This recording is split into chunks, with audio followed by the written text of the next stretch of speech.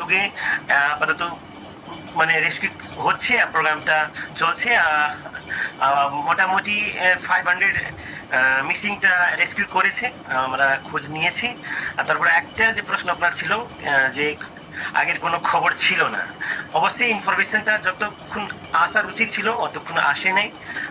কারণ হলো যে এটা চায়না ওই দিক থেকে, মানে তিব্বতের যে পার্ট, সেখান থেকে যে গ্লেসিয়ারটা ভেঙে গেছে, ফ্লাডটা আসছে, যে ইন্টার সিটি বা ইন্টার বর্ডার যে কানেকশন থাকে সেটা টাইম মনিটরিং হয় না অবশ্যই, সেই জন্য একটা সমস্যা হইতে পারে। যে ইমার্জেন্সি যে ওয়ার্নিং সিস্টেম হওয়ার উচিত ছিল সেটা হয় নাই।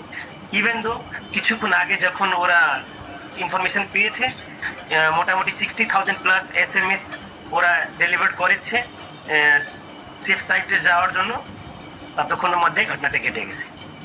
জি, আর আরো একটি বিষয় যেটা সামনে আবারও